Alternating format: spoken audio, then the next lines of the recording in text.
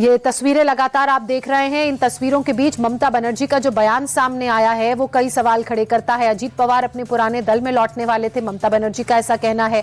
जांच एजेंसियां बिकी हुई हैं, सुप्रीम कोर्ट की निगरानी में जांच की बात ममता बनर्जी कह रही हैं। ममता ने दरअसल अजीत पवार का जो प्लेन क्रैश हुआ उसको लेकर सवाल खड़े कर दिए हैं और अजीत पवार के निधन और उनके प्लेन के क्रैश होने को लेकर जांच की बात कही है और उनका यह कहना है कि जांच एजेंसियों से नहीं बल्कि सुप्रीम कोर्ट से यह जांच होनी चाहिए। ममता ने अजीत पवार के प्लेन क्रैश पर सवाल खड़े कर दिए हैं, जिससे राजनीतिक हलकों में तमाम तरह की प्रतिक्रियाएं सामने आनी शुरू हो गई हैं। ममता का जिस तरह से ये बयान सामने आया है वो बता रहा है कि ममता ने इस विमान हादसे में भी एक नया एंगल ला दिया है। ये तस्वीरें आप उस विभत्स भयंकर विमान हादसे की देख रहे हैं जिसमें अजीत दादा पवार सवार थे। तमाम तरह की प्रतिक्रियाएं आ रही थी। प्रधानमंत्री नरेंद्र मोदी ने महाराष्ट्र के मुख्यमंत्री अजीत पवार के निधन को लेकर, उप मुख्यमंत्री अजीत पवार के इस हादसे में मौत को लेकर महाराष्ट्र के मुख्यमंत्री देवेंद्र फडणवीस से बात की। देवेंद्र फडणवीस बारामती के लिए रवाना हो गए हैं। शरद पवार जो अजीत पवार के चाचा हैं वो उनको जैसे ही जानकारी लगी वो बारामती के लिए रवाना हो गए।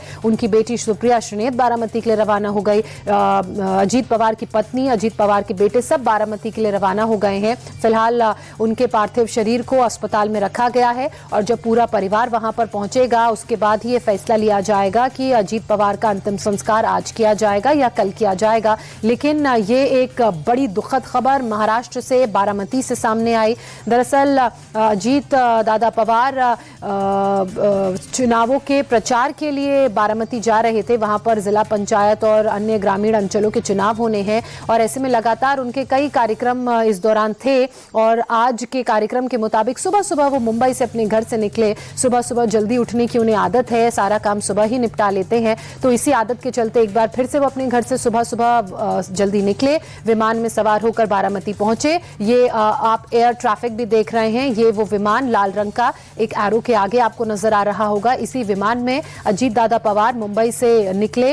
वो जा रहे थे इस जगह जहां ये हादसा हुआ, वहां पर उनकी कई जनसभाएं थी, लोगों को उन्होंने संबोधित करना था, लेकिन अचानक ये विमान हादसे का शिकार हो गया। अब तमाम तरह के कयास लगाए जा रहे हैं। बारामती में ये जो हादसा हुआ उसको लेकर तमाम तरह की बातें हो रही हैं। हालांकि जांच का विषय है, जब तक जांच पूरी नहीं हो जाती कुछ भी कहना जल्दबाजी होगा। लेकिन इन तस्वीरों को देखकर, क्रैश साइट के ये जो वीडियोस सामने आ रहे हैं इनको देखकर अंदाजा लगाया जा सकता है कि विमान बुरी तरह से क्षतिग्रस्त हुआ है। उसकी सिर्फ टेल दिख रही है और साइड का विंग का एक हिस्सा नजर आ रहा है।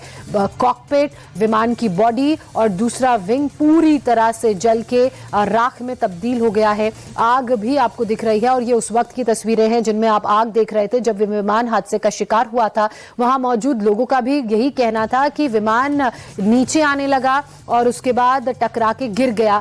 अब ब्लैक बॉक्स को ढूंढने की कोशिश हो रही है। उस ब्लैक बॉक्स में जो भी कॉकपिट में पायलट और एटीसी और पायलट की आपस में भी बातचीत हुई है उसकी रिकॉर्डिंग को चेक किया जाएगा और उसके बाद ही यह स्पष्ट हो पाएगा कि इस हादसे का कारण क्या रहा।